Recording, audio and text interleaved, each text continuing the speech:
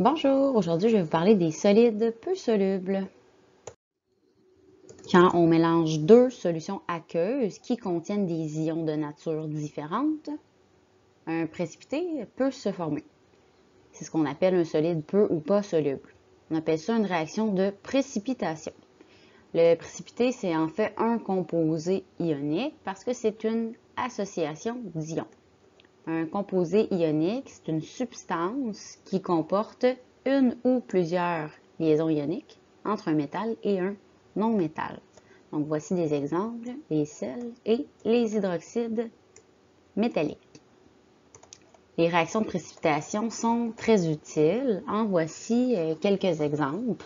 Donc, pour la purification de l'eau, pour éliminer les phosphates lors du traitement des eaux usées, puis pour extraire le magnésium de l'eau de mer. Donc, voici des exemples de solides qui sont peu solubles.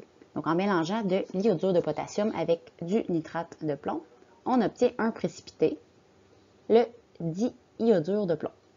Le carbonate de calcium va former les stalactites et les stalagmites. Même si le précipité est peu soluble, la réaction va probablement être incomplète. Ça signifie qu'il va rester des ions en solution. Puis, la quantité, ça dépend de la solubilité du composé ionique. Donc, si on se rappelle, c'est quoi la solubilité? C'est la quantité maximale de soluté qui se dissout dans un certain volume de solvant. On peut l'exprimer en grammes par litre, pourcentage ou en mol par litre. Vu que la réaction n'est pas nécessairement complète, c'est possible d'obtenir un équilibre entre le solide et les ions en solution. Donc, ça signifie qu'on peut établir la constante d'équilibre de la réaction.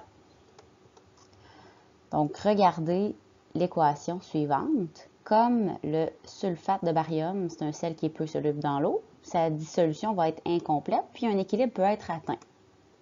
On peut calculer l'expression de sa constante d'équilibre, donc K, qui est égale à la concentration de l'ion barium multiplié par la concentration de sulfate. On nomme cette constante la constante du produit de solubilité, puis on l'écrit KPS. Donc, elle dépend de la concentration des ions, comme les autres constantes K. Elle ne tient pas compte non plus des solides. C'est pourquoi on ne voit pas la concentration de barium dans l'expression KPS. Donc, en résumé, voici les conditions pour pouvoir calculer la constante du produit de solubilité d'une réaction de dissolution. Donc, le solide doit être un composé ionique, soit un sel ou un hydroxyde métallique. Le solide doit être peu soluble, puis il doit y avoir un équilibre entre le solide non dissous et les ions, donc qui sont en solution aqueuse. Comme formule générale dans le rectangle gris, on voit en fait qu'on doit multiplier la concentration des ions à l'équilibre et que l'exposant correspond au coefficient stoichiométrique, comme il est indiqué aussi dans les autres expressions des constantes d'équilibre.